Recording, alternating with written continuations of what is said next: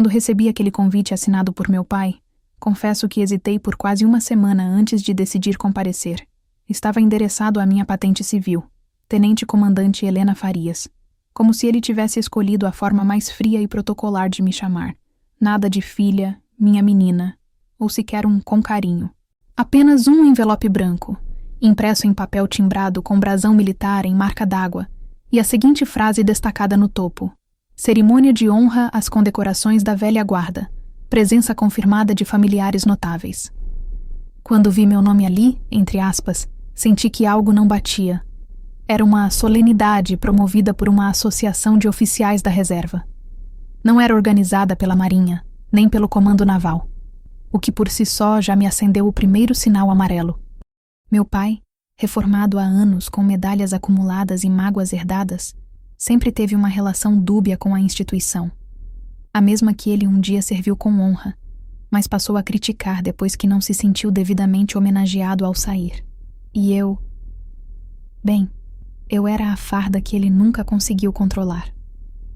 Aceitei o convite por uma única razão: o uniforme. Colocar a farda de gala de novo naquela noite teria um peso que ia além do que qualquer um ali imaginava. Eu não estava apenas indo a uma festa. Eu estava cruzando uma linha tênue entre a filha que ele tentou moldar e a mulher que ele se recusava a reconhecer. Nos anos em que servi longe, em áreas que ele nunca teve autorização para pisar, meu nome se tornou menos dele e mais meu.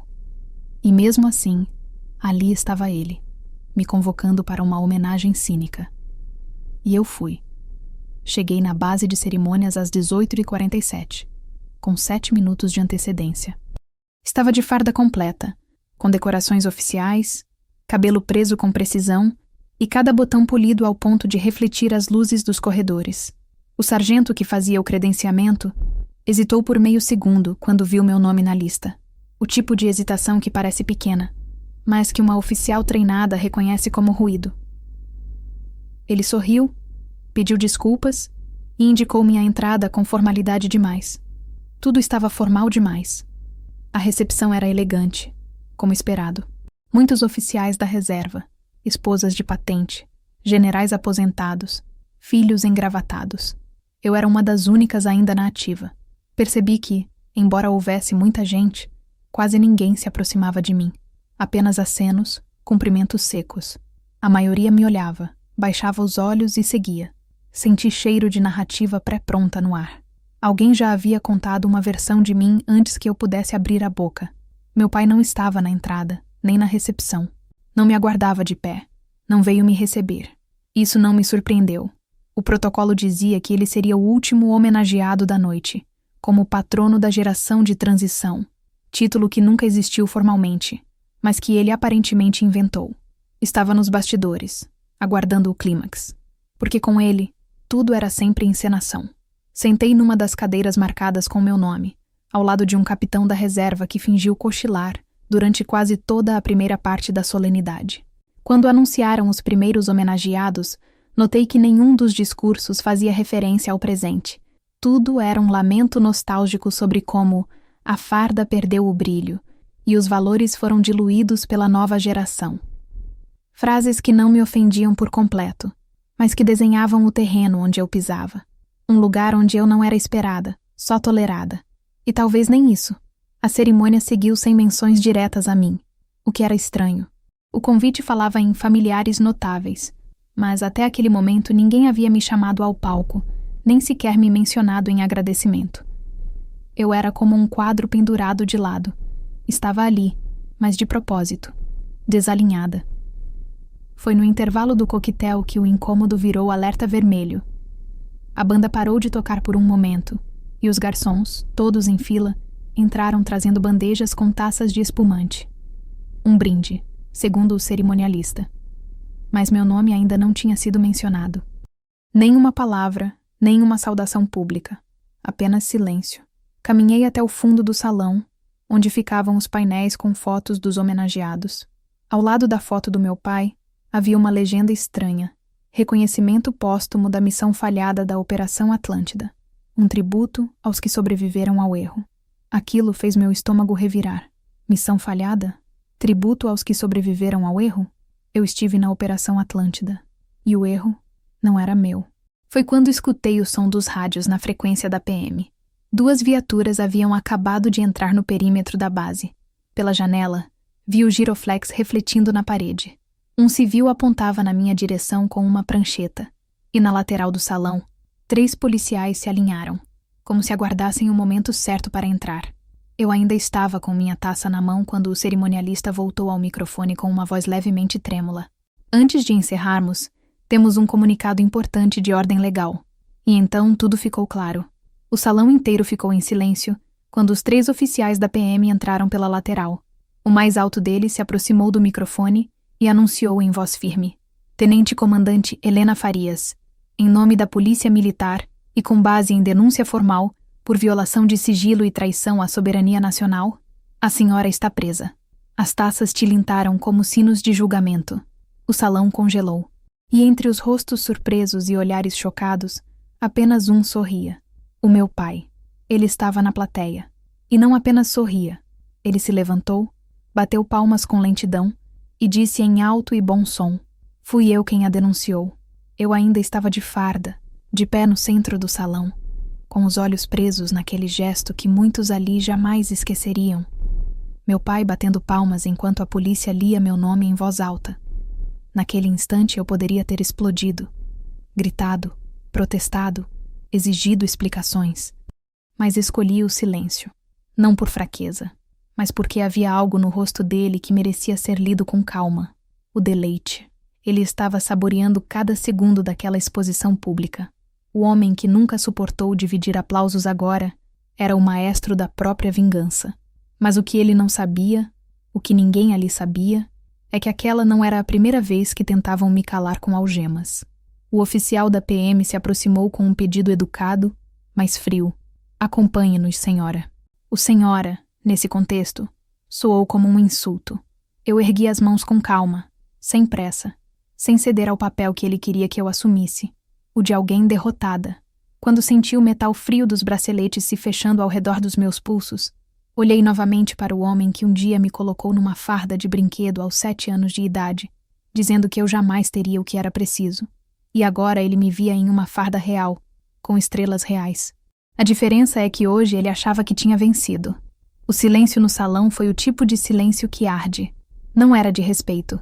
Era de constrangimento coletivo. O tipo de silêncio que precede a explosão de um grupo que quer fingir que não viu, que não estava ali, que não teve nada a ver. Mas todos viram. E ninguém se moveu. Ninguém interveio. Ninguém sequer se levantou. Exceto ele. Meu pai caminhou até mim com passos lentos, cheios de falsa solenidade. Aproximou-se o suficiente para que apenas eu ouvisse. Ele não tocou em mim. Seria teatral demais até para ele. Mas inclinou o rosto e disse como se estivesse me oferecendo conselhos. Demorou, mas a verdade sempre vem à tona. Eu sabia que um dia o sistema cairia e levaria junto seus soldados de elite de papel. Eu respirei fundo. Não respondi, porque naquele momento minha resposta ainda estava em construção, e ela viria não em palavras, mas em ação, porque ele não sabia, ele nunca soube. Ele pensava que a filha que ele humilhava tinha se limitado a uma carreira burocrática na Marinha, à sombra de relatórios e planilhas. Ele pensava que minha ascensão era apenas fachada, mérito de cotas, de quotas, de favores. O que ele não sabia é que meu nome estava impresso em arquivos que ele nunca teria autorização para acessar. Que minha missão não era apenas representar, era proteger. E às vezes, infiltrar. Enquanto éramos escoltados para fora do salão, as portas de vidro se abriram como as cortinas finais de um espetáculo. E ele, o protagonista da noite, ainda saboreava cada passo meu como se fosse parte de uma coreografia desenhada por ele. A PM nos conduziu até um veículo discreto, já aguardando no estacionamento. Mas ao contrário do que ele esperava, não me jogaram no banco de trás como uma criminosa, nem me separaram para interrogatório. Na verdade, o clima era estranho. Os 2 policiais pareciam tensos. O que dirigia evitava me olhar pelo retrovisor. O do banco do carona estava tão quieto que parecia não respirar. Meu pai se sentou ao meu lado, e eu percebi que ele estava ansioso, Não de culpa, mas de antecipação, como quem já esperava ver meu nome estampado num jornal na manhã seguinte. Você sempre foi boa com aparência, ele comentou, olhando pela janela. Mas quem finge ser maior do que é, cai mais alto. Eu virei o rosto lentamente e olhei nos olhos dele. Só então ele percebeu algo que o desarmou, ainda que por milésimos.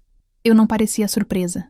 Nenhum traço de desespero, nenhum tremor, nenhuma tentativa de se defender. Apenas a mesma expressão que eu sempre usei diante de oficiais em interrogatórios sigilosos. Neutralidade absoluta. A viatura não nos levou à delegacia, nem ao quartel da PM. Fomos levados até um prédio administrativo da própria base. Uma ala isolada, usada apenas para retenções de segurança. Era como um limbo militar. E ainda assim, meu pai caminhava como se fosse seu território. Entramos em uma sala de vidro com espelhos falsos e apenas uma cadeira foi oferecida a mim. Não era um interrogatório. Era a encenação. Ele puxou uma segunda cadeira e sentou do outro lado da mesa. Então olhou para o oficial que nos trouxe e disse com arrogância: "Agora deixe-nos sozinhos. Ela vai confessar." O policial hesitou. Quase respondeu algo, mas conteve-se. Apenas assentiu e saiu. O silêncio voltou. "Você achou que poderia esconder, não é?" Ele disse, se inclinando. "Pensei que você era mais inteligente. As transações, as viagens não registradas, os relatórios maquiados. Eu vi tudo. E você vai cair por isso." Eu o deixei falar por mais 5 minutos. Cada frase era uma mistura de ódio antigo e tentativa desesperada de ter relevância. Ele falava como quem finalmente encontrava um palco. O pai que nunca me abraçou agora cuspia acusações como se tivesse ensaiado por anos. Até que ele disse a frase que mudou tudo. "Eles vão desenterrar seu passado, Helena. E quando virem os nomes que você apagou, você vai perder a patente, o cargo e tudo o que construiu." Ele achava que sabia. Achava que tinha me pegado. Mas o que ele não sabia era que os nomes que ele jurava que eu havia apagado tinham sido incluídos sob ordem superior, dentro de uma operação de contra-inteligência com nível de sigilo acima da jurisdição dele, acima da própria PM, e que se ele insistisse em abrir essa caixa, o único nome que teria de se explicar no final seria o dele. Foi então que bati levemente com os dedos sobre a mesa. Um ritmo sutil, um código. Nada que parecesse uma reação nervosa, mas do lado de fora, além do vidro espelhado, alguém entendeu. 2 minutos depois, a porta foi aberta abruptamente. 3 homens da marinha entraram com passo coordenado. Nenhum vestia farda de gala. Todos estavam com uniforme tático, sem identificação visível. E um deles segurava uma pasta azul com um selo dourado.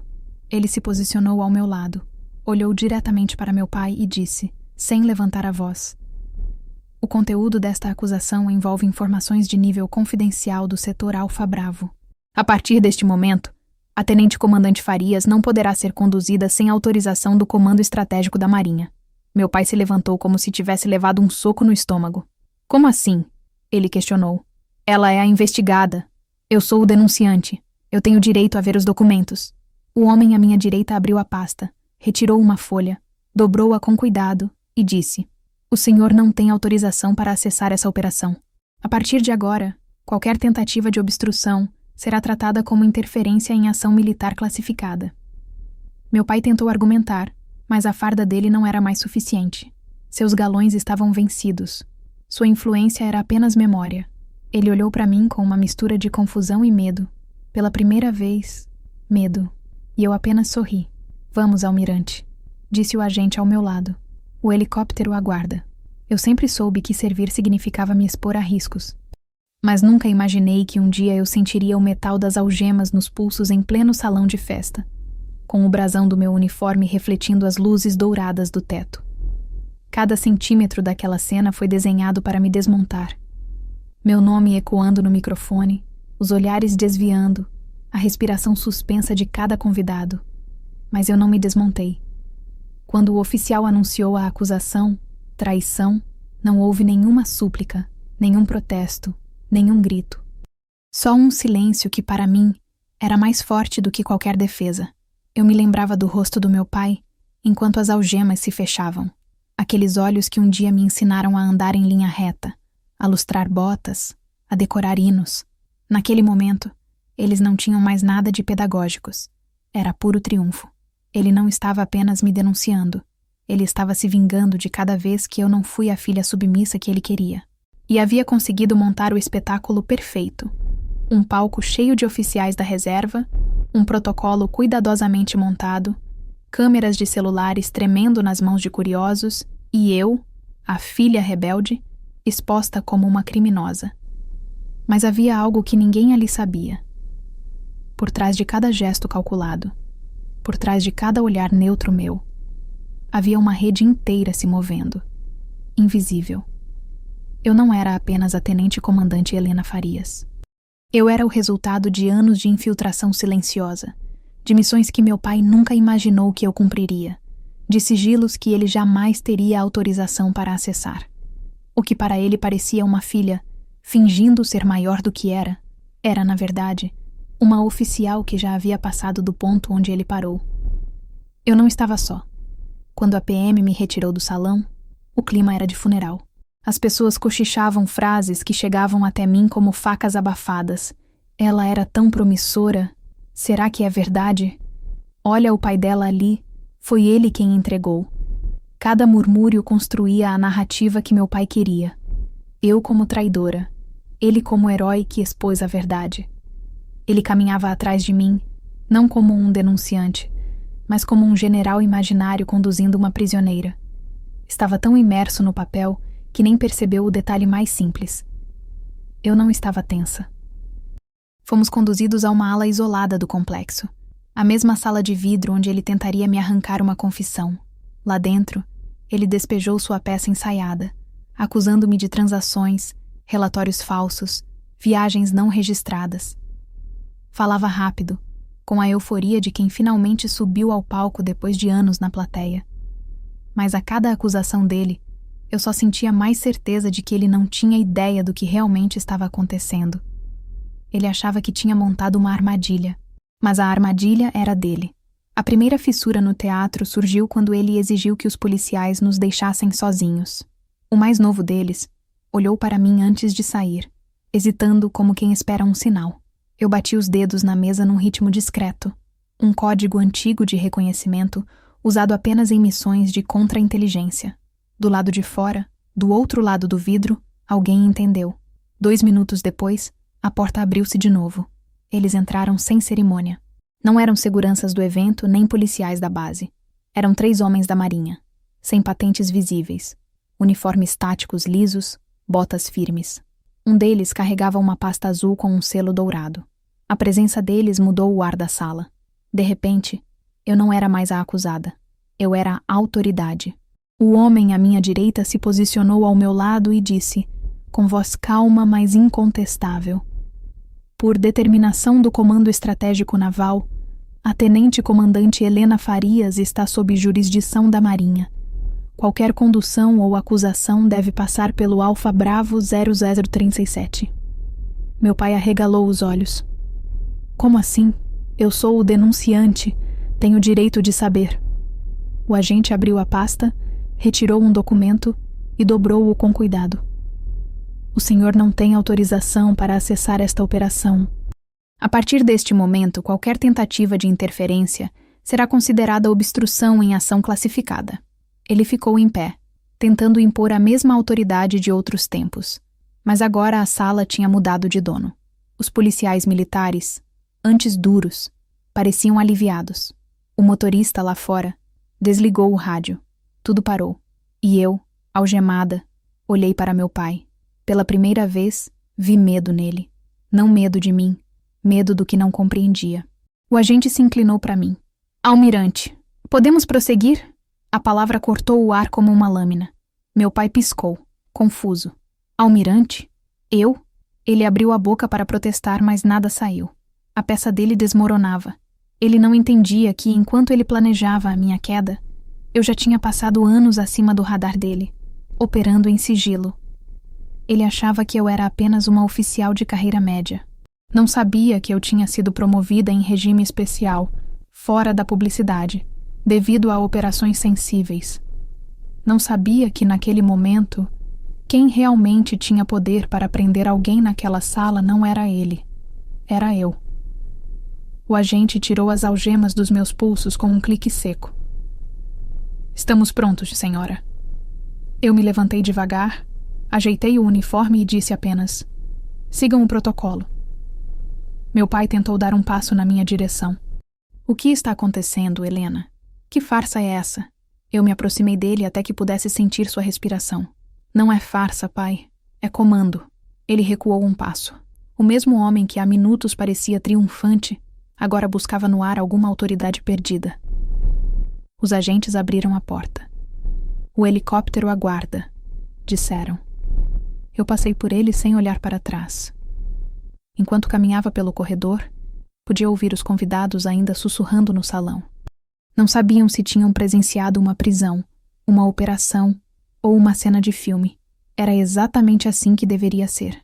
Em operações desse nível, a confusão é uma ferramenta. Meu pai pensava que me tinha exposto, mas na verdade, ele tinha acabado de expor a si mesmo. Naquele instante, senti algo parecido com o que senti na primeira missão que liderei. Aquela sensação gelada de estar no centro de algo muito maior que você, mas saber que você está no controle. As algemas agora estavam fora dos meus pulsos, mas eu carregava algo muito mais pesado.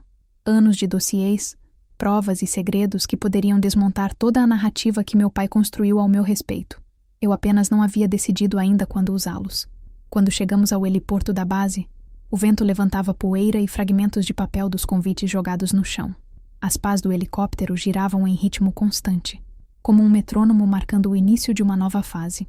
Eu subi os degraus com calma, sentindo o peso do uniforme, das estrelas nos ombros, do silêncio que eu havia escolhido como arma. O agente me ajudou a entrar. Destino seguro, ele disse. Antes de o helicóptero decolar, olhei pela janela uma última vez. Lá estava ele, parado no pátio, pequeno sob as luzes frias do hangar, cercado por policiais que agora cochichavam entre si. O mesmo homem que orquestrara minha humilhação pública estava começando a sentir o gosto amargo do palco esvaziado. Ele não sabia, mas já estava dentro do meu relatório. Quando as pás aumentaram a velocidade e o barulho encobriu tudo, fechei os olhos e respirei fundo. A partir daquele momento, não seria mais eu quem responderia a acusações. Seria ele. E a operação que ele achava que denunciava estava apenas começando. Não há som mais reconfortante para quem viveu missões que não podem ser contadas do que o da porta metálica de um helicóptero se fechando. O estrondo que ecoa pelos ouvidos é, para muitos, sinal de guerra. Para mim, sempre foi um sinal de pertencimento. Quando a trava girou atrás de mim e o chão começou a tremer sob os meus pés, eu soube que a encenação havia acabado e que a verdadeira missão tinha começado. Deixei o salão, o meu pai e os fantasmas daquela farsa para trás, mas não deixei o passado, porque ele vinha comigo, guardado como aço no peito, como tudo que ele nunca soube. Sentada no helicóptero, farda firme e o som das pás cortando o vento, respirei o cheiro de combustível queimado e lembrei da primeira vez em que fui recrutada para o setor Alfa Bravo. Eu tinha 26 anos, e até então minha carreira na Marinha seguia um caminho previsível. Escolhi logística porque não queria dar margem para ninguém dizer que estava ali por beleza, sorte ou cota feminina. Queria desaparecer entre planilhas e mapas táticos. O problema é que, mesmo invisível, eu era eficiente demais para passar despercebida. Um dia, me chamaram numa sala sem janelas. 3 homens. Nenhum usava uniforme. Me fizeram perguntas simples, mas sobre coisas que eu jamais tinha mencionado a ninguém.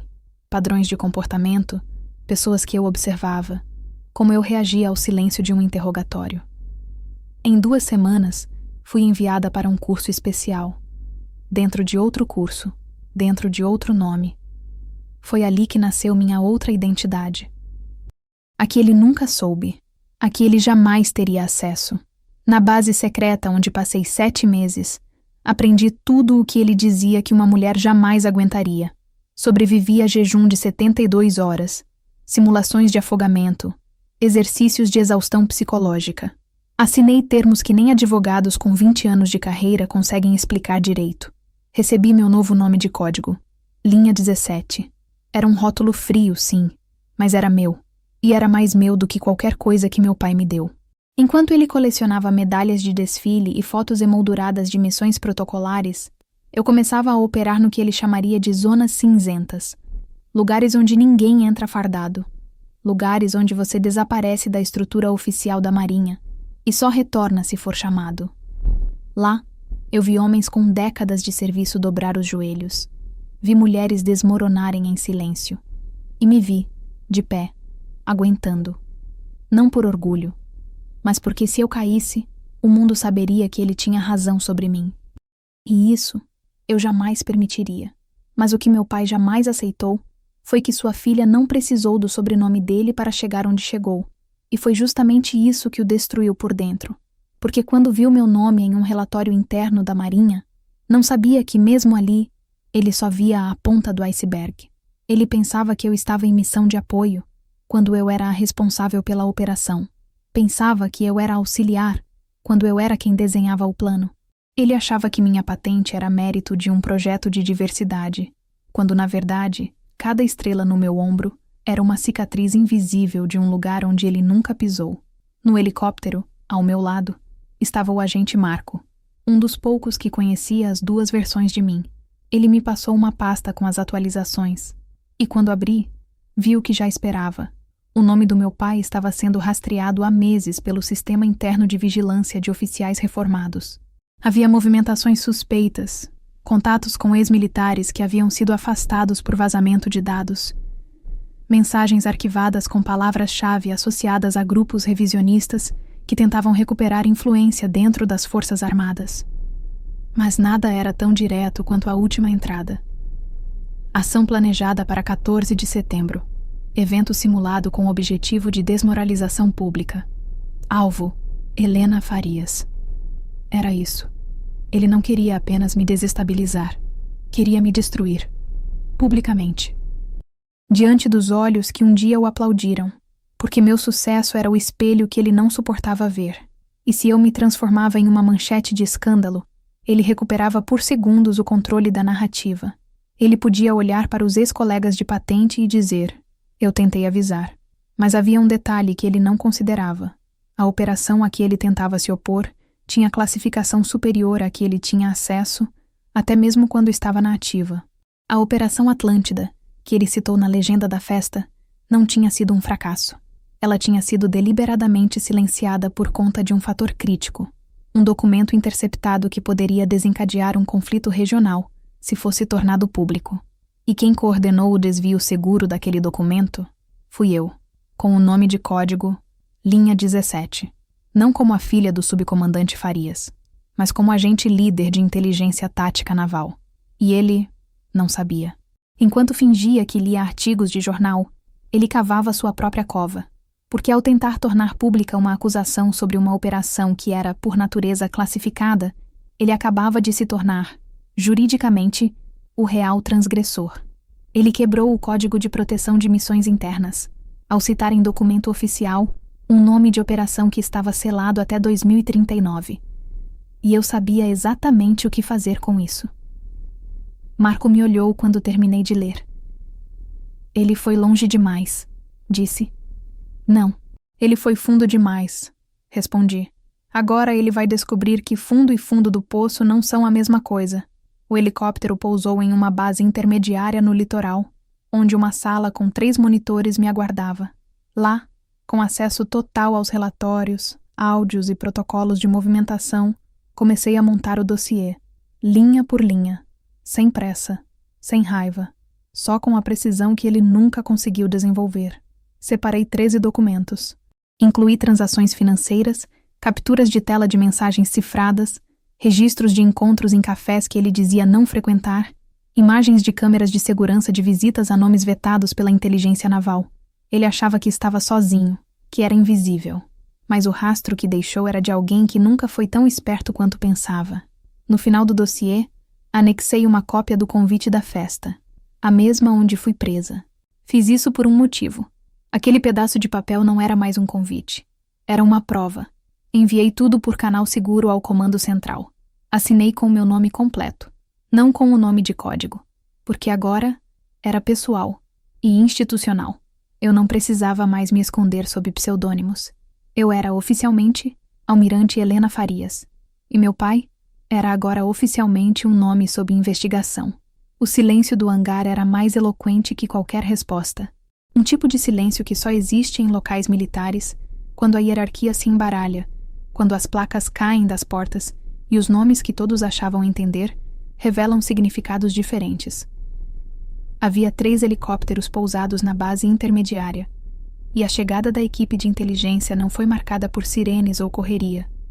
Foi marcada por algo muito mais perturbador: disciplina absoluta. Passos firmes, arquivos selados, olhares que não desviavam, e a ausência de qualquer explicação verbal. Porque, quando a linguagem falha, o poder caminha em silêncio. Fazia exatas 3 horas que eu tinha enviado o dossiê ao Comando Central, e não demorou mais que 40 minutos para o primeiro sinal de que o documento havia sido aberto. A notificação de protocolo na linha segura do terminal me confirmou. 13 minutos depois, veio a convocação. Prepare-se. O tempo da espera acabou.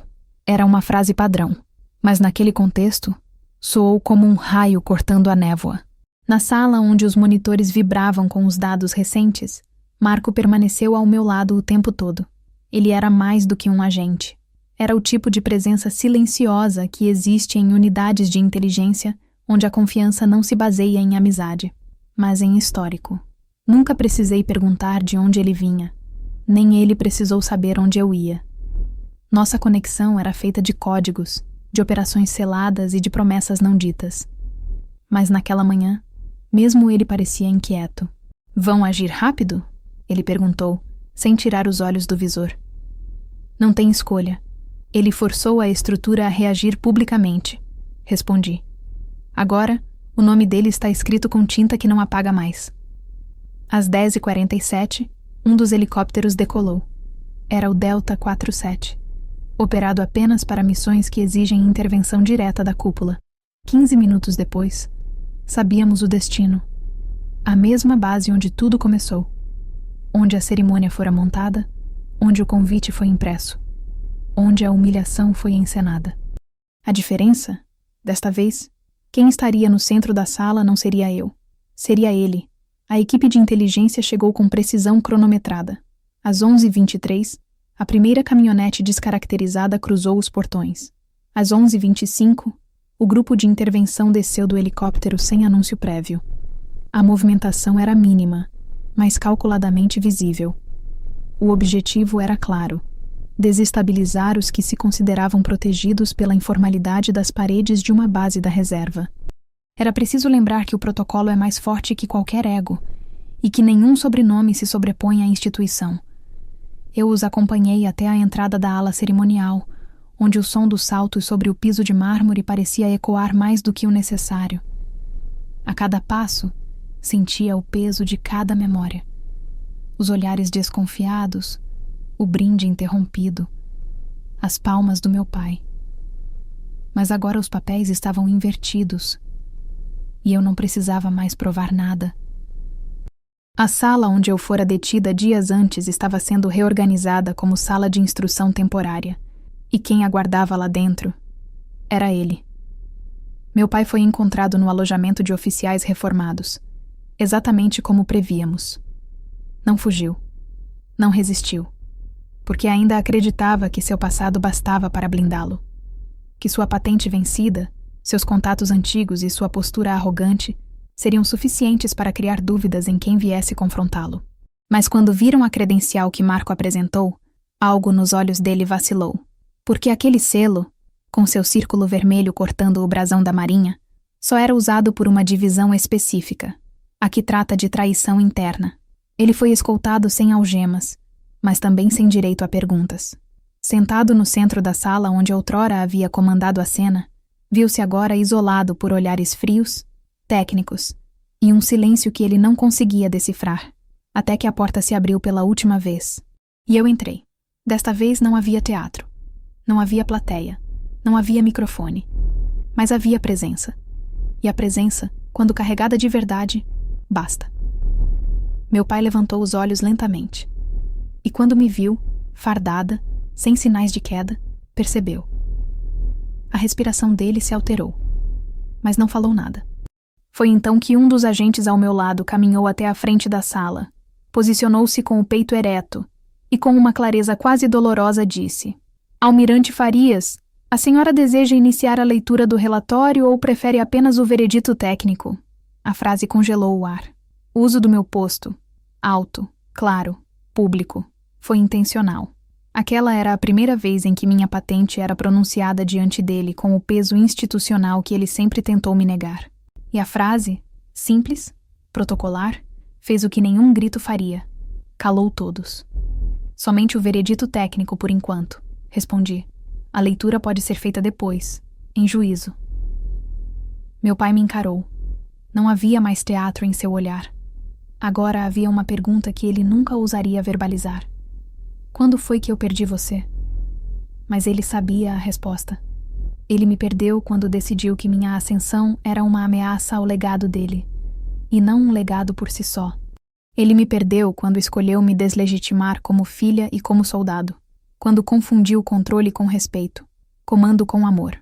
O agente entregou a ele uma cópia do parecer preliminar, associação à tentativa de desestabilização de protocolo sigiloso, citação não autorizada de operação classificada, articulação indireta com nomes bloqueados pelo Sistema de Integridade Militar. Nenhum crime confirmado ainda, mas o suficiente para abrir uma sindicância formal. E isso, num ambiente como aquele, já era uma sentença por si só. Eu sou da velha guarda, ele tentou dizer, como se isso justificasse algo. E eu sou do futuro que vocês nunca souberam lidar, respondi. A diferença é que eu aprendi a respeitar os ombros nos quais pisei. Você cuspiu nos seus. Ele abaixou os olhos. Pela primeira vez, sem resposta, a equipe preparou a transferência dele para uma unidade de averiguação. Ele sairia pela mesma porta onde me viu ser levada. Só que sem farda. Sem palmas. Sem narrativa. Antes de sair, virei para o último agente. Informem aos presentes que o evento foi encerrado por violação de protocolo. Não precisam dizer mais que isso. Quem precisa entender, vai entender. Na saída, Marco caminhou ao meu lado. Quer que avisemos a imprensa? Não, ainda não. A verdade não precisa de manchetes. Só precisa ser sólida. O resto se espalha sozinho. Enquanto o comboio deixava a base, eu me sentei no banco do carro de apoio e fechei os olhos. Não para descansar, mas para visualizar o que viria a seguir. Porque aquilo ainda não era o fim. Era só o momento em que o jogo virou.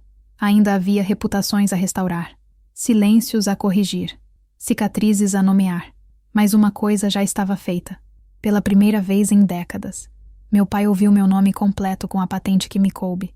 E pela primeira vez em toda a sua vida, ele não teve coragem de contestar. A maior mentira que se conta sobre a vida militar é que quem veste a farda o faz por glória. A verdade é mais crua, mais silenciosa. Porque a farda, em muitos casos, é um peso que não brilha, uma responsabilidade que não pode ser explicada nem mesmo à própria família. E no meu caso, esse silêncio não era uma opção, era o próprio dever. Enquanto os oficiais da equipe de contra-inteligência organizavam a transferência do meu pai para o Centro de Averiguação do Setor Lima 13, uma instalação remota especializada em interrogações de ex-militares com suspeitas de vazamento. Eu permaneci na base intermediária com acesso temporário ao centro de arquivo restrito. Pela primeira vez em anos, tive autorização para revisar, com meu nome de registro oficial, os relatórios que eu mesma assinei sob codinome. Linha 17. Lê-los agora era como reler cartas que você escreveu à beira da morte e nunca soube se seriam entregues. Os arquivos estavam intactos, frio, digitalizados, com código binário no rodapé e selo de confidencialidade da Força-Tarefa Interna de Preservação Nacional. Cada operação narrada ali era uma lembrança que ainda vivia sob minha pele. Não eram histórias de glória.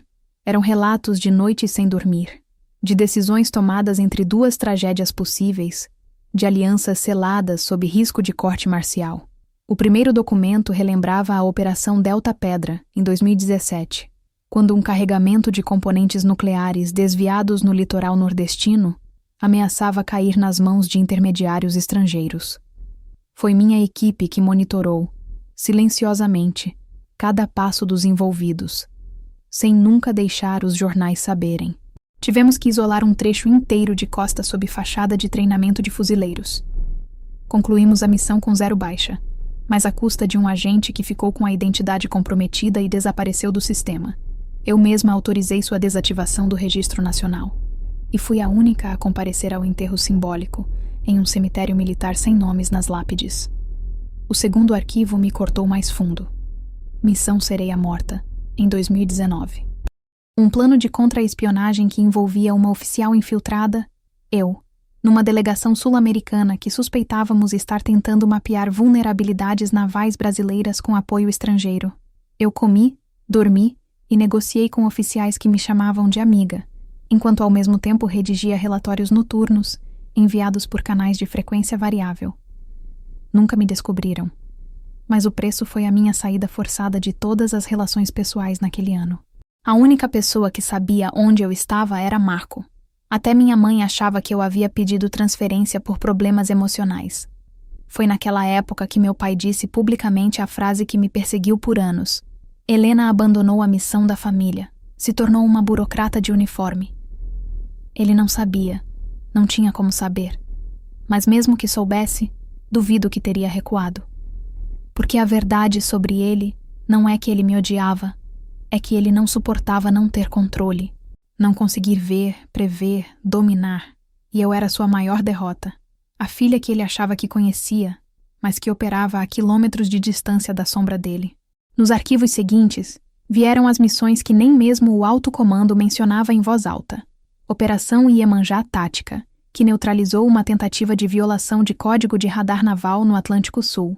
Projeto Nereu Inverso, onde identificamos um golpe cibernético para travar comunicações entre submarinos brasileiros e satélites de comando. E, finalmente, a mais crítica, Operação Atlântida, a que meu pai tentou usar como prova de minha traição. Aquilo me fez respirar fundo, porque o nome da operação era apenas a superfície. O que ele nunca soube, o que ele jamais teve acesso, era que a falha atribuída a ela havia sido, na verdade, uma simulação de falha, usada para desarticular um grupo infiltrado dentro da própria Marinha. Um grupo que incluía nomes respeitados, condecorados e, em muitos casos, aposentados, como ele. A operação exigiu que alguém de dentro aceitasse o papel de culpada provisória sob registro interno para proteger o real foco da investigação. Eu aceitei. Deixei que arquivassem um relatório onde meu nome aparecia vinculado a um suposto erro de comando, em troca da preservação da missão. Esse relatório, claro, nunca se tornaria público. Mas meu pai, ainda com acesso parcial a documentos internos, encontrou uma referência dele. E aquilo foi o suficiente para que criasse sua narrativa particular. A filha que caiu. Agora, diante da tela, eu via o que ele jamais entendeu. O erro que ele divulgou como minha falha era, na verdade, minha assinatura de sacrifício. Ele usou como munição o que era escudo, e ao fazer isso se expôs. No dia seguinte, autorizei a desclassificação parcial de 3 relatórios, o suficiente para mostrar ao Conselho Militar que a acusação dele não apenas era infundada, como configurava a tentativa de comprometimento de missão nacional protegida. Não precisei recorrer a escândalos nem à imprensa. Apenas entreguei os documentos ao setor jurídico da Marinha com uma única observação escrita à mão. Solicito análise para a abertura de processo por tentativa de obstrução institucional por parte de ex-oficial da reserva. Assinei com meu nome completo, patente e o código interno da minha unidade, A17RM. Quando saí da sala, Marco me esperava com 2 cafés. Você vai ver como ele vai reagir? Não, ele já está reagindo. Só ainda não entendeu. Quer que alguém acompanhe o interrogatório? Não. Quero que ele se veja diante do espelho institucional e que perceba que o reflexo não é mais dele. E então completei, olhando o mar que cortava o horizonte. Eu não sou a filha que ele criou. Eu sou o resultado da ausência dele. A verdade não é um evento. A verdade é uma construção lenta, feita de silêncios acumulados, detalhes despercebidos e documentos que um dia pareciam insignificantes demais para serem lidos com atenção. E foi exatamente assim que eu descobri quem era meu pai. A maior parte do que as pessoas sabiam sobre ele vinha de cerimônias antigas, matérias datadas de jornais militares, discursos que ele mesmo ajudava a redigir. A imagem pública dele era a de um homem íntegro, de fala firme, defensor das tradições. Mas essa imagem era um boneco. E o que eu carregava comigo, havia anos, era a caixa com as articulações soltas desse boneco. A estrutura por trás do discurso. O arquivo que revelava a verdade sobre ele começou a se formar sem que eu percebesse. Começou com um memorando interno, despretensioso, de 2009. Um código de fornecimento de peças navais para uma base no norte, assinada por um tenente da ativa, que estranhamente constava como reformado em outra pasta. Achei o erro curioso, mas na época não dei importância. Foi só anos depois, durante a auditoria silenciosa da Operação Nereu Inverso, que descobri que aquele nome, o tenente aparentemente reformado, era apenas uma assinatura de fachada. O nome verdadeiro do responsável pelo envio, Edson Farias. Meu pai, eu travei, não pela descoberta em si, mas pelo significado oculto dela. Porque o que aquilo dizia, de forma brutal, era que enquanto eu usava minha identidade como uma armadura para servir, ele havia começado a esconder a dele como escudo para fraudes. A partir dali, comecei a compilar, aos poucos, sempre fora do radar oficial. Cada vez que surgia um nome de fornecedor irregular, um CNPJ que constava como prestador da Marinha, mas não aparecia nas auditorias da União, um contato com registro ativo, mas com atividades nulas, eu rastreava. E sempre havia algo em comum, vínculos com o grupo de reserva do qual meu pai fazia parte. Muitos dos nomes tinham ligação com empresas que ele aconselhava informalmente. Outros haviam servido com ele e, posteriormente, desapareceram de qualquer cargo público, mas constavam em listas de repasses silenciosos. Durante anos, mantive tudo isso lacrado numa pasta que jamais entreguei ao setor jurídico. Por quê? Porque, no fundo, eu ainda era filha. E filhos crescem achando que devem defender seus pais, mesmo quando eles já deixaram de defender qualquer coisa que não seja o próprio nome. Mas depois do que ele fez, depois de tentar me destruir publicamente, de usar um erro de fachada como arma para me expor como traidora, eu soube que não era mais filha dele na prática. Eu era uma oficial da Marinha diante de um suspeito, e isso mudava tudo. Voltei para minha unidade e solicitei acesso ao arquivo paralelo de transparência interna. Um sistema que existe justamente para que oficiais possam submeter informações sensíveis, sem expor a cadeia de comando. Lá, protocolei todos os documentos sob um nome simbólico, Dossiê a Fundamento Interno. A escolha do termo foi intencional, porque o que eu descobrira era justamente isso. Uma estrutura que começou como honra e lentamente foi sendo corroída por ego, rancor e sede de influência. Eu incluí no dossiê cópias dos contratos assinados por ele entre 2010 e 2013, mostrando repasses de verba que jamais passaram por auditoria formal. Documentos internos mostrando que ele havia mentido sobre seu envolvimento em conselhos de fornecedores. E o mais importante, mensagens trocadas entre ele e ao menos 3 nomes investigados por espionagem industrial militar, nas quais se discutiam termos como dados técnicos sob supervisão e acesso garantido por dentro. A primeira reação dos analistas que receberam o dossiê foi silêncio. Não responderam por 2 dias. Quando o setor jurídico finalmente respondeu, a frase foi simples, mas poderosa. Verificamos consistência e urgência. Investigação formal será iniciada sob protocolo 62-alfa. Isso significava 2 coisas. A primeira, a denúncia dele contra mim passaria a ser legalmente vista como tentativa de distração institucional. A segunda, ele deixava de ser apenas um ex-oficial da reserva com conexões problemáticas. Passava a ser, oficialmente, um investigado por corrupção e conluio com interesses externos em temas sensíveis à segurança naval. Nada disso, claro, seria tornado público de imediato. A estrutura da Marinha não reage como manchetes, reage com códigos. E os códigos começaram a girar. Dias depois, fui chamada a uma reunião restrita com 2 oficiais do Comando Geral. Nenhum deles perguntou como eu estava.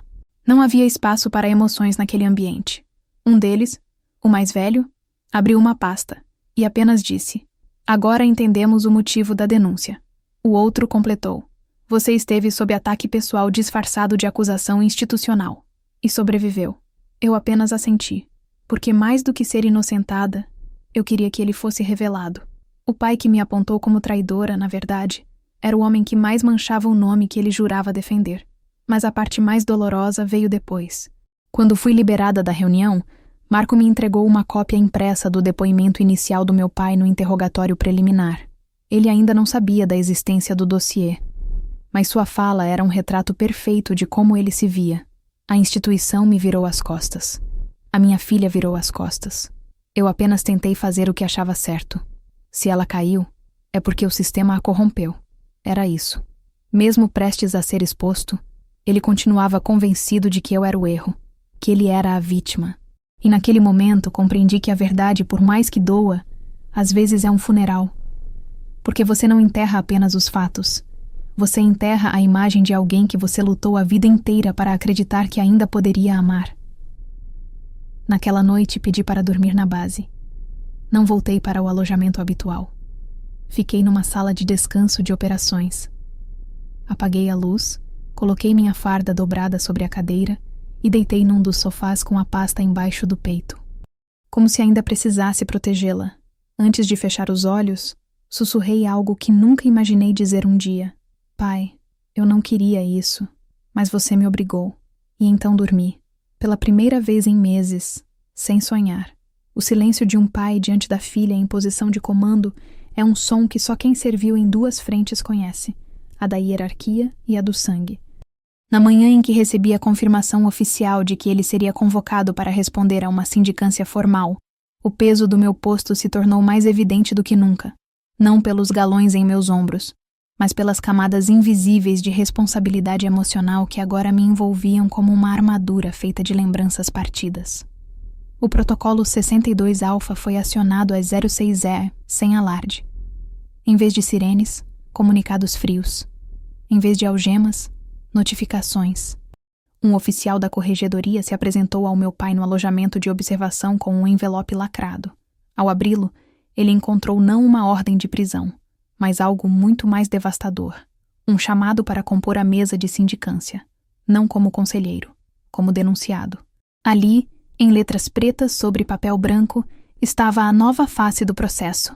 Edson Luiz Farias, subcomandante reformado, notificado por suspeita de manipulação de informação sensível, tentativa de obstrução de operação classificada e uso indevido de prerrogativas institucionais. Enquanto ele lia, eu observava através do vidro opaco da sala de monitoramento. Não por prazer, mas por necessidade. Precisei ver com os meus próprios olhos o momento em que ele percebeu que o jogo tinha virado. Ele não gritou, não protestou, só respirou fundo e pediu um copo d'água. O oficial acenou com a cabeça, e ali ficou claro, ele havia entendido. Do outro lado do complexo, eu participava de uma reunião com a Procuradoria Militar, 3 auditores e 2 representantes jurídicos da Marinha. Todos queriam ouvir minha posição, não como filha, mas como almirante. Eles sabiam que eu detinha documentos que poderiam não apenas sustentar a acusação, mas definir o tom do julgamento. Um deles, um coronel da reserva com rosto de pedra e voz de neblina, me perguntou sem rodeios: deseja prosseguir com o protocolo completo ou aceita a resolução interna, com arquivamento sigiloso mediante pedido de afastamento voluntário? Eu respirei fundo. Era a pergunta mais importante da minha carreira. Porque ali, naquele instante, eu não respondia apenas como oficial. Respondia como alguém que carregava a memória de um pai que já não existia, e diante disso, escolhia a verdade. Não por raiva, mas por necessidade moral. Prossigam com o protocolo completo, respondi. O nome dele merece o peso que tentou jogar sobre o meu, e a instituição merece a limpeza que ele se recusou a fazer. Ninguém sorriu, ninguém se moveu, mas a decisão caiu como uma pedra dentro de um poço muito antigo. No dia seguinte, às 08h em ponto, a sindicância teve início. 3 membros da corregedoria, 2 procuradores, um oficial do setor de ética e ele, sentado à frente, não mais como patriarca, mas como réu. A sala era fria, ampla e cercada de portas com placas onde nomes trocavam de posição todos os dias. Eu entrei como última, farda impecável, queixo erguido, sem hesitação. A primeira coisa que fiz foi caminhar até o centro da sala e entregar um pendrive lacrado. Nele, Cópias digitalizadas de todo o dossiê a fundamento interno. Os detalhes estavam todos lá. Transações, e-mails, provas de uso de acesso indevido, gravações de áudio em que ele discutia como sabotar a imagem da filha para descredibilizar o setor que ele considerava tomado por frouxidão. O procurador leu um trecho em voz alta. Ela não vai reagir. Ela é disciplinada demais. Vai cair em silêncio. E aí a imprensa completa o serviço. Meu pai abaixou os olhos. O silêncio na sala não era de espanto. Era de confirmação. Aqueles homens não estavam diante de um velho confuso. Estavam diante de alguém que deliberadamente arquitetou uma campanha de sabotagem contra uma oficial em serviço. Por ego, por vaidade, por vingança. Ele tentou se defender. Disse que não lembrava de parte das conversas, que jamais teve intenção de prejudicar a instituição, que tudo que fez foi por zelo. Mas as gravações eram claras. E a postura dele, diante das evidências, era o retrato de um homem que já havia perdido o discurso. Pela primeira vez em sua vida não havia plateia, só o peso da própria voz contra si mesmo. Quando me deram a palavra, não fiz um discurso. Falei como quem lê um relatório final, fria, direta, como se estivesse em missão. Ele não me atacou como filha. Me atacou como oficial, como mulher, como símbolo de algo que ele odeia, a mudança. Durante anos, engoliu meu crescimento como se fosse uma afronta. E quando não conseguiu me controlar pela culpa, tentou me controlar pelo escândalo. O que ele não sabia é que eu não sou uma sombra da tradição dele. Eu sou uma estrutura nova, feita de silêncio, mas não de submissão. Houve um segundo de respiração presa. Então, o presidente da sindicância declarou a suspensão de todas as honras públicas dele até o fim da apuração. E ordenou sua transferência para o setor de controle ético da reserva. Ele não chorou. Não pediu desculpas. Não me olhou nos olhos. Apenas se levantou com dificuldade, como se o próprio corpo se recusasse a acompanhá-lo. Na saída, enquanto ele era conduzido pelos 2 oficiais da corregedoria, passou a menos de 1 metro de mim. E então disse, em voz baixa, quase como um homem quebrado: eu só queria que o mundo ainda fosse como antes. Eu não respondi com raiva, nem com consolo.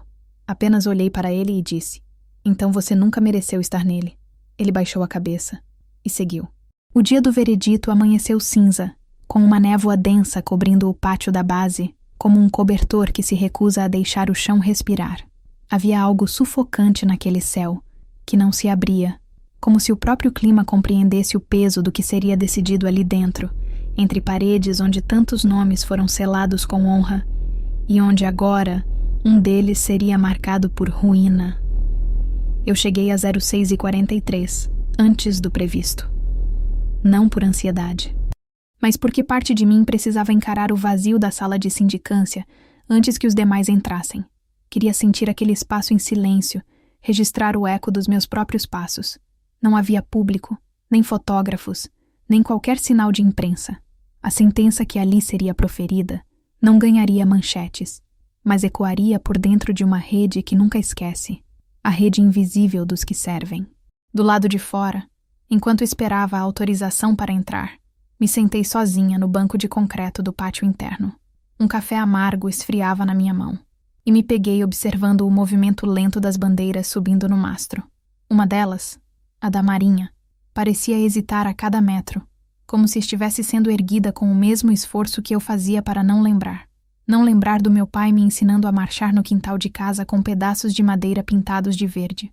Não lembrar do uniforme que ele mandou fazer para mim aos 9 anos, com meu nome bordado num pedaço de pano barato.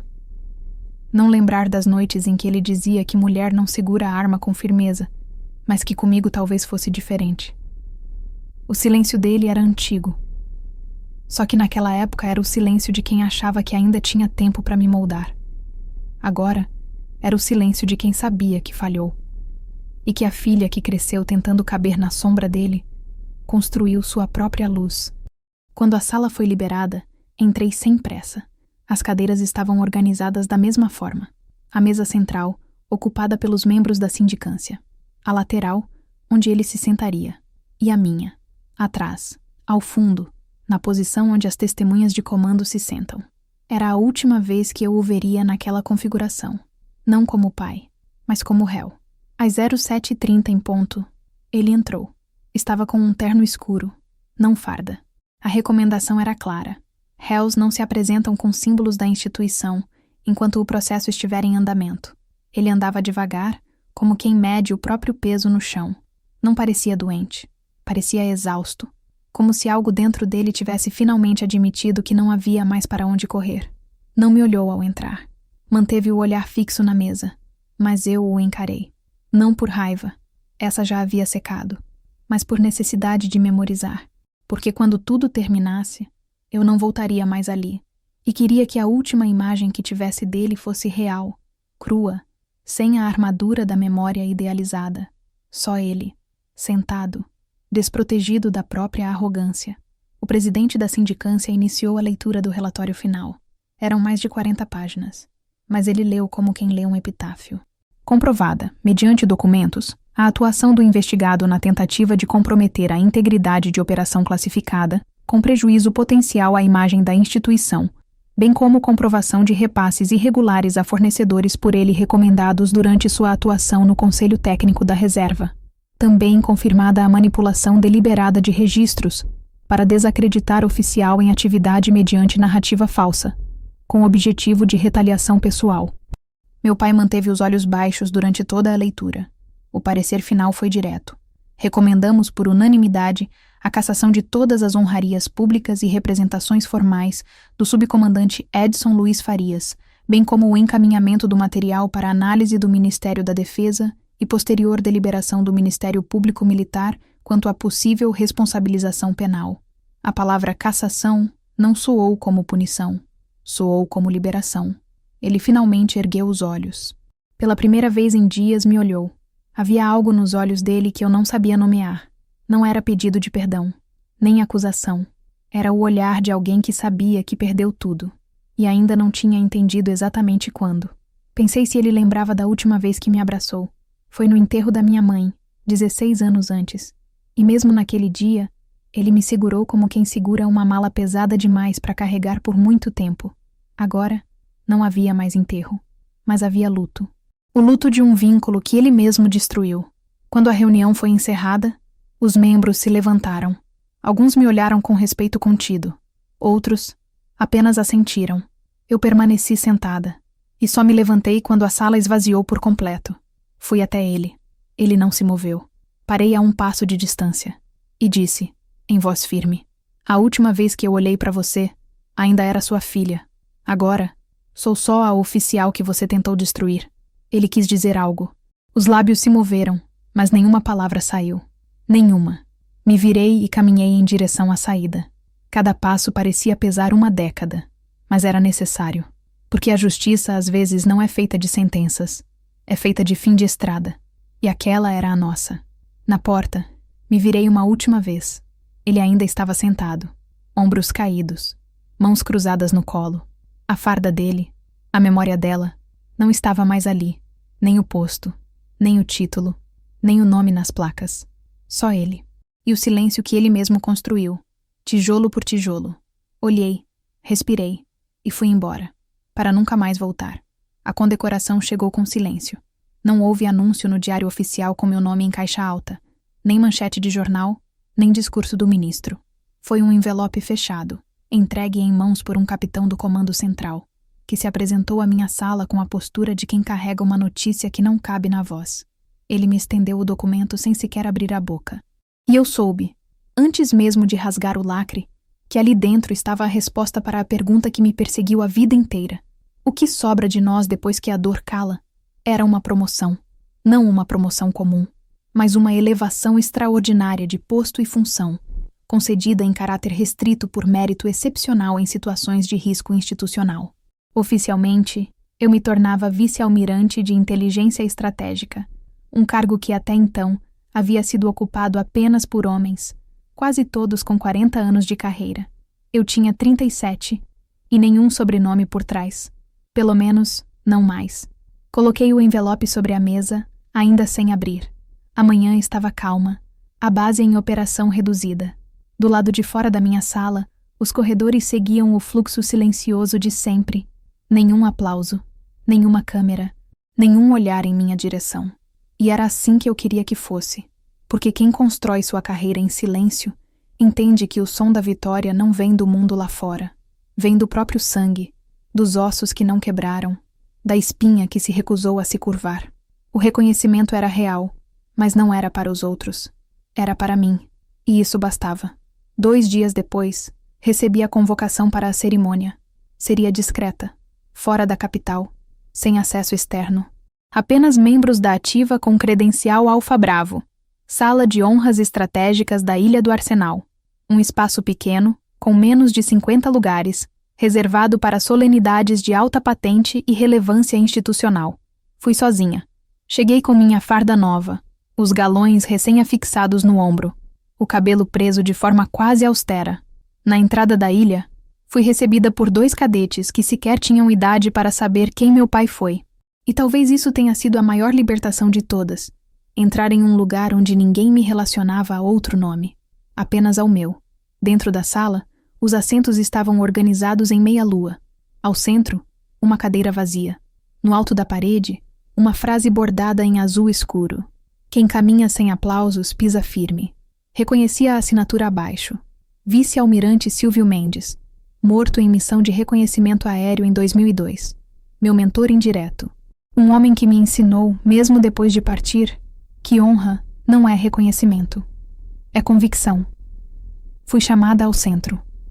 Um general da aeronáutica entregou o certificado. Um representante da Marinha selou o documento. E, por fim, uma mulher. Capitã de fragata, negra, olhos intensos, que segurava uma caixa azul marinho com um novo emblema. Prendeu o broche de promoção no centro da farda, com uma precisão de quem sabia o que significava aquilo. Ela não disse parabéns. Disse apenas: agora eles sabem. Eu não respondi, só assenti com os olhos, porque era verdade. Eles sabiam. Os que desconfiaram de mim, os que me chamaram de símbolo, os que pensaram que eu era a exceção, os que tentaram apagar, sabiam, mas não importava mais. A cerimônia durou 26 minutos. Ao final, recebi um documento simbólico, uma cópia do parecer que validava minha atuação na Operação Atlântida, agora liberada em parte como exemplo de resposta estratégica bem-sucedida. No rodapé, uma anotação manuscrita do almirante do Comando Central. Sua escolha pelo silêncio permitiu que o sistema falasse por você. E falou alto. Na saída, o vento da ilha estava cortante. As águas agitadas. Eu desci os degraus que levavam ao cais com a calma de quem não precisava mais provar nada. Nenhum parente me esperava. Nenhum amigo. Nenhuma homenagem adicional. Apenas o mar. E ele me bastava. Na lancha de volta, sentei ao fundo. Um dos marinheiros me ofereceu um café. Eu recusei. Apenas pedi sem saber bem porquê. Pode colocar a bandeira da marinha na popa? Ele olhou surpreso. Claro, senhora. Alguma ocasião especial? Não, respondi. Só gosto de lembrar onde tudo começou. Enquanto o tecido azul e branco balançava no vento, vi o reflexo da água tremendo sob meus pés. Era como ver o tempo se desfazer em gotas, lavando tudo o que ficou para trás. Na semana seguinte, recebi uma carta. Escrita à mão, papel grosso, assinatura vacilante. Era do meu pai. Helena, já não espero que você me perdoe, mas espero que um dia entenda que homens como eu não sabiam o que fazer com mulheres como você. Eu não era forte o bastante para ver você vencer do seu jeito, mas hoje, derrotado, entendo que seu jeito era o único que merecia vencer. Você foi melhor do que eu em tudo, e isso não é uma confissão, é um alívio. Dobrei a carta. Guardei numa gaveta, não por carinho, mas como registro histórico, porque até mesmo os erros precisam de arquivo. Na última sexta-feira daquele mês, fui chamada a uma cerimônia menor, numa escola de formação naval. Não era institucional, era comunitária. Jovens da pré-formação iriam receber seus uniformes pela primeira vez. Fui convidada para entregar as peças. Uma menina de olhos pequenos e voz firme recebeu o dela com as mãos tremendo. Antes de descer do palco, me olhou e perguntou: "A senhora tem medo de errar?" Eu sorri com calma. Tenho medo de esquecer por que estou aqui.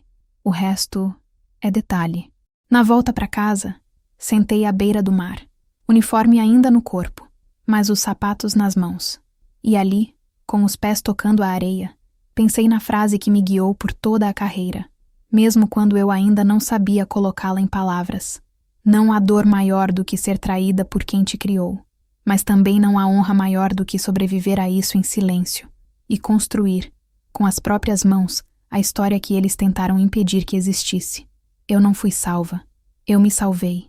E isso ninguém mais pode apagar.